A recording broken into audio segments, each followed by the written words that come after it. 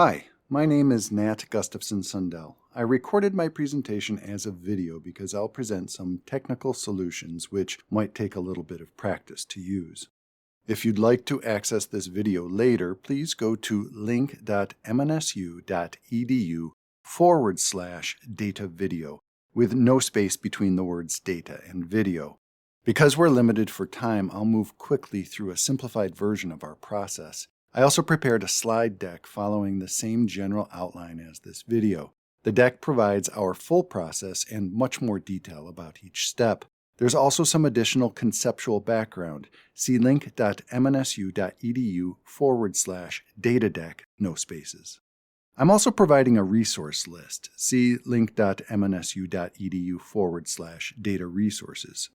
Before I get started, I'd like to acknowledge that we live, work, and learn in the homeland of the Dakota people and whose language frames our name, Minnesota State University, Mankato.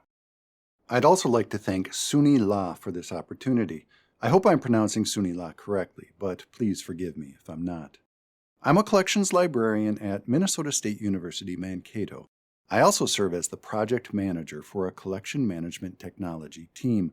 We have iteratively developed tools and methods for collection analysis.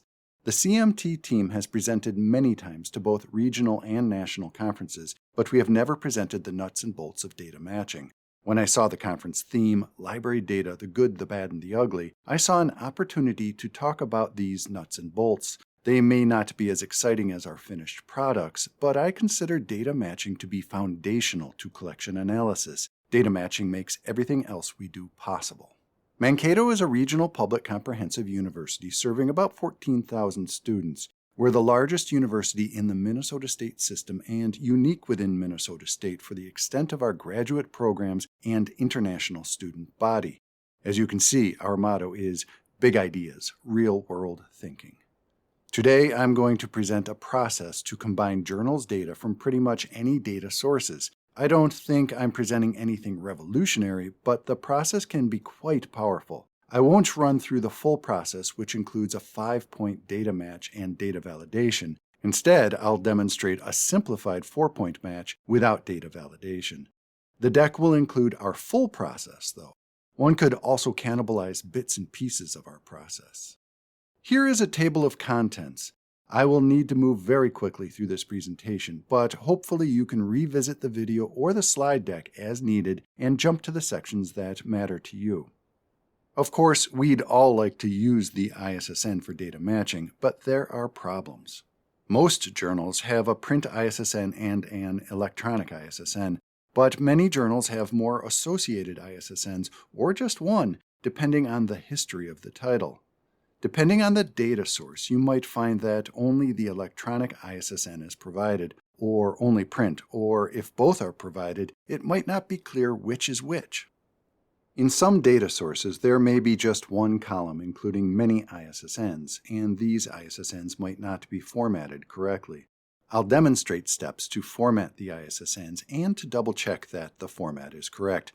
But even if ISSNs are perfectly formatted, they won't be a perfect match point. At Mankato, we've seen time and again that we get more matches if we add title as a match point. But the title must be processed to serve as a match point, and it has to be followed by data validation. When we process a title, we call it a standard title. I'll detail the standard title steps in the deck version only of this presentation. Let me be clear that it is not efficiently possible to match journals perfectly for very long lists of journals, and I don't try for perfect. Over time, I've realized that it's okay if there are occasional errors, most often resulting because of something out of my control, like when vendors supply an incorrect ISSN in the data. I focus on the big picture, and most often I'm matching lists of more than 10,000 journals across as many as a dozen data sources. If we are 99% accurate, that's going to be just fine for almost all purposes, especially if we also recognize that thinking agents, librarians, and staff will be working from the reports we produce, so any errors would almost inevitably come out in the wash. I should also mention, although the following steps might seem complicated, that efficiency has always been an underlying consideration. I can take a journal list of any size, form and check the ISSNs, create a standard title in Jupyter Notebook, and match the data in Access to any other data source in well under 1 hour. The only step that can take longer is data validation. There are a zillion ways to do what we do. We are technology agnostic. The tools and methods I'll present here are what we currently favor. In the past, we have tested out a variety of alternative tools. For the standard title, we started with just a few processing steps all accomplished in Excel. We've also used OpenRefine and MySQL. However, for the past 3 years or so, we've settled on a Python program in Jupyter Notebook. I've provided the code linked through the resource list. It's very easy to use and no programming experience is necessary to run the program. The program itself was a summer project of mine in 2019 because I wanted to learn Python. For data matching, we use Microsoft Access. There are only a few steps we perform in Access, but Access is pretty much ideal for these steps. For ISSN formatting and data validation, we prefer Excel. Excel provides a standard input and output file format for working across a variety of technologies. Excel is also a pretty good platform for finished reports, and it provides a bridge to the best reporting platform, in my opinion, Power BI. Let's dive into ISSNs. You might not need every step I present for every case. For the video, I will present all steps assuming you already know how to use Excel. For the deck, I've provided screenshots and much more detail about the steps for novice Excel users. The same will be true for the subsequent steps using other technologies.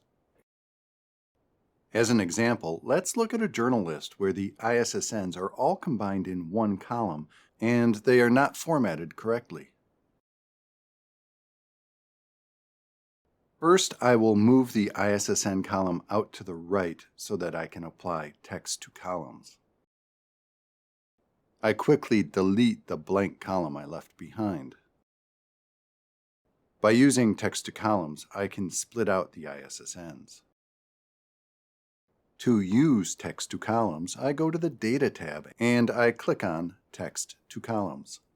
The ISSNs are delimited by a comma, so I want to split them at the comma.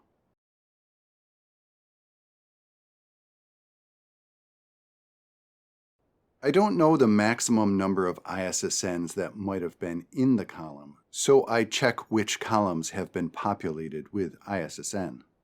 I delete any but the first 2 columns. Generally speaking, it's been my experience that the first 2 columns contain the best ISSNs. I relabel the columns ISSN1 and ISSN2. I clean and trim the data. Clean and trim will remove any leading or trailing spaces or other non-visible characters.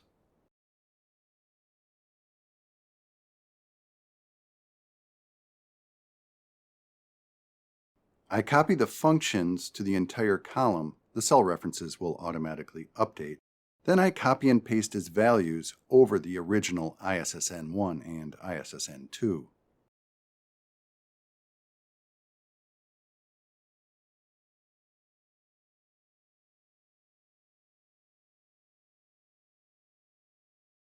Next, I will apply a function to reformat the ISSNs. I keep a library of functions, so all I need to do is navigate to the folder where I keep my functions, update the cell references, and apply the function. Don't forget, I've supplied copies of several functions at link.mnsu.edu/dataresources. After updating the cell references in the function, I simply copy and paste it into Excel.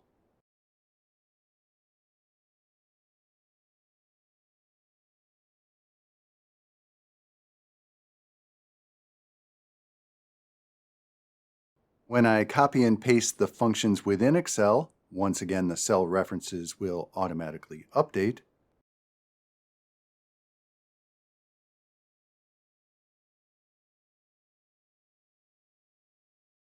Once again, I will copy and paste as values over the original columns, then delete the blank columns I left behind.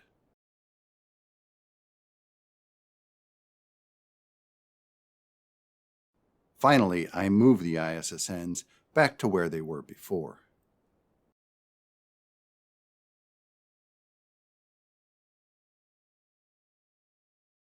I always delete any blank columns I left behind because they can cause weird errors at other steps. I insert a column next to my newly formed ISSNs because I want to check them for any errors. I return to my library of functions to retrieve another saved function.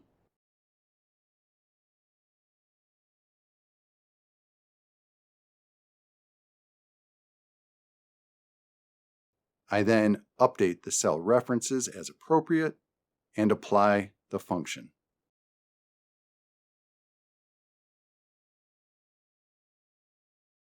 By the way, I've supplied additional information about how these functions work in the deck version of this presentation.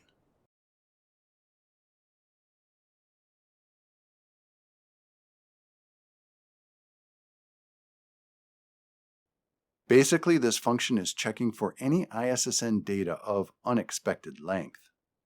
The function will return a 1 if it finds a problem, so I can easily see how many errors I might have to check. I can also filter on 1 in order to address the problems.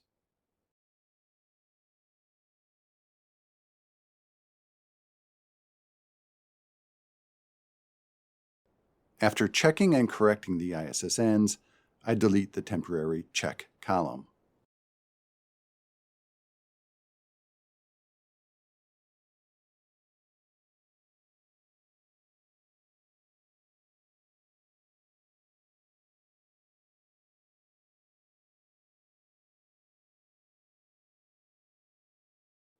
As a final step, I add a unique identifier to any journals list. In this case, actually, I could use rank as a unique identifier, but for the sake of the example, I'll add one here.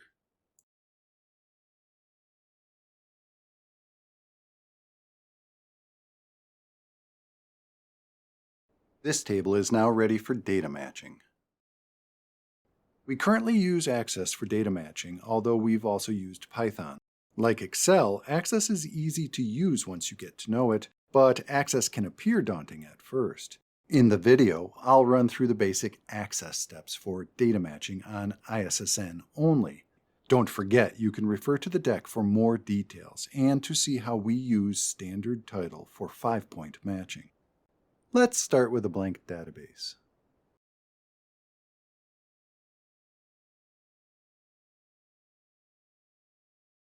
A new database will always open on a blank table. I'll just go ahead and close that.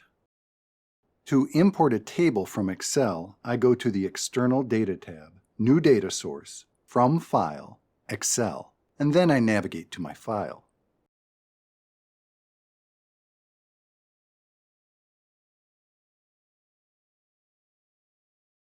Access will lead me through a series of menus to import my file.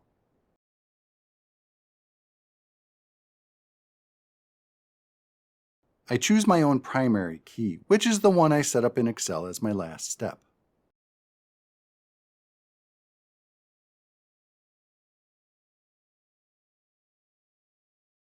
To perform data matching, we'll need at least 2 tables. I'll get a second table from another Access database.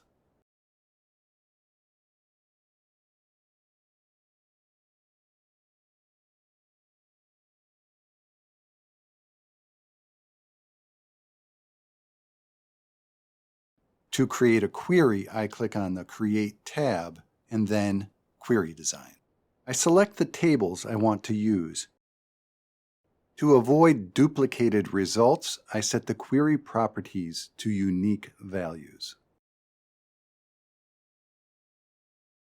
I match the 2 tables on ISSN 1.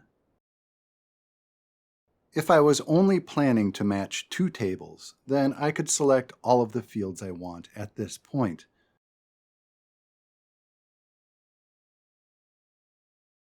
At our library, because we want to work with data from multiple tables simultaneously in our final reports, we don't actually select all the data we want from the 2 tables at this point. Instead, our goal is to use the weak match points of ISSN and standard title to create a single strong match point between the key list and any number of match lists.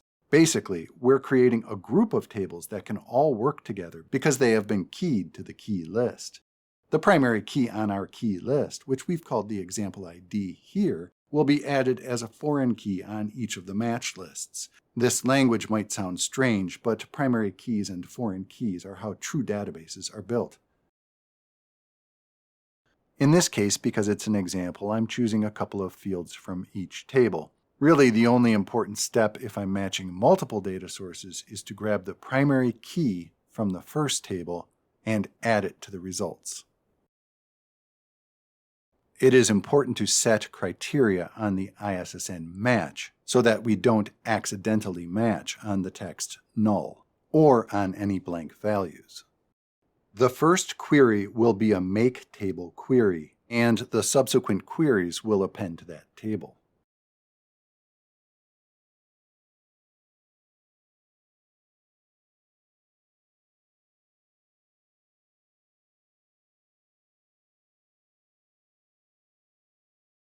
I name the query based on the tables that are being matched and on the match point, in this case, ISSN 1 to ISSN 1.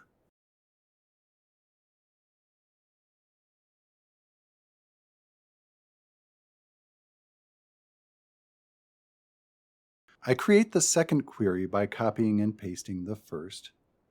I go into Design View, change it to an append table, update any fields as necessary, run it, and save it with a new name. Basically, I'm going to repeat these steps for 4 matches.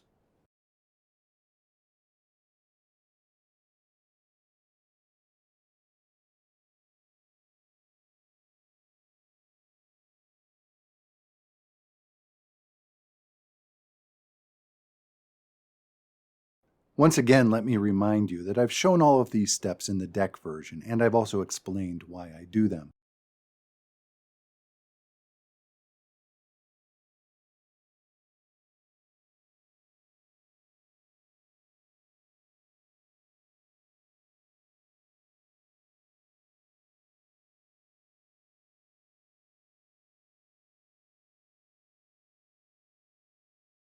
Normally at Mankato, we do 5-point data matching, including the standard title.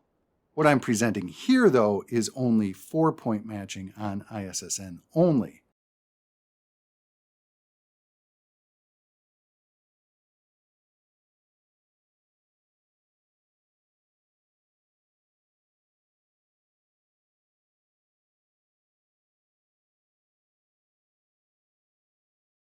As the result of multi-point matching, I've created a table, but the table has some duplicated results. So as my final step in Access, I'll create a select query based on the new table I created, and once again, set the properties to unique values.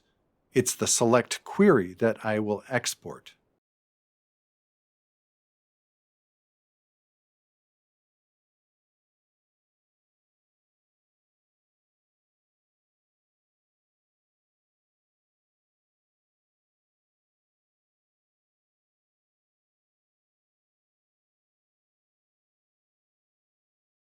To export, I navigate to the External Data tab, and then I choose an export location. Upon navigating to the export location, I check my file. In this case, I've added example ID to another table. I can use that for report production. This presentation isn't about report production, which is a hefty topic on its own. This presentation is about how to combine journals data. I hope I've been able to provide some useful ideas or tips. In truth, there are additional methods to combine journals data at the report production stage, but to present these, I'd need a workshop. At Mankato, we've developed techniques to combine all journals data for a single journal to a single row.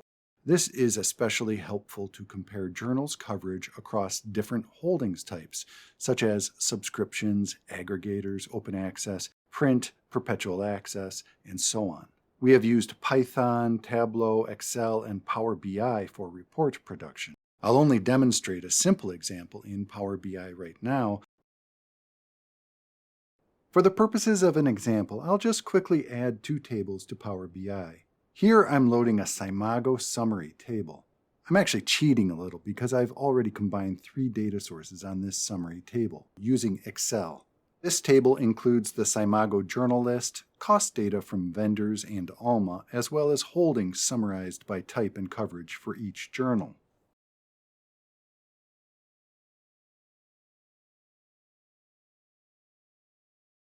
I also load some link resolver data.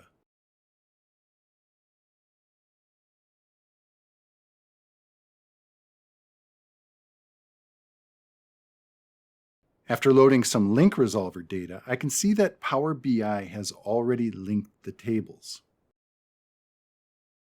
Here, I'll just quickly create a bar chart graph using some data from each of the tables.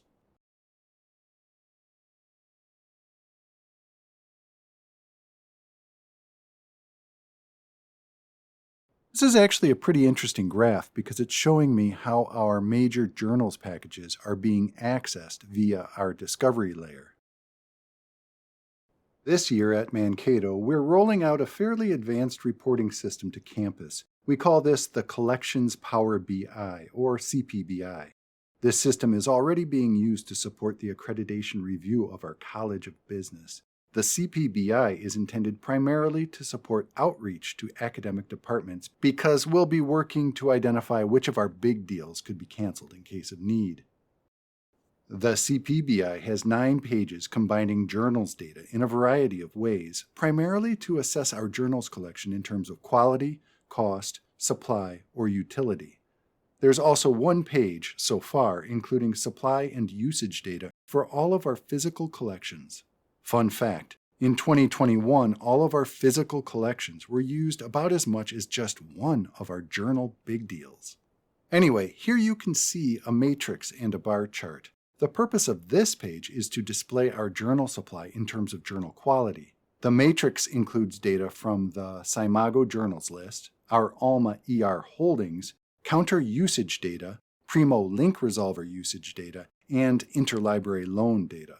I've also added filters from a variety of data sources. This is just to provide a sense of what one can do if you normalize the data by adding primary keys as foreign keys to other lists. Thank you for bearing with me through this presentation. Don't forget you can refer to the deck for more details and to see how we use standard title for 5-point matching. And if you'd like any further information, I can be reached at gustan2@mnsu.edu.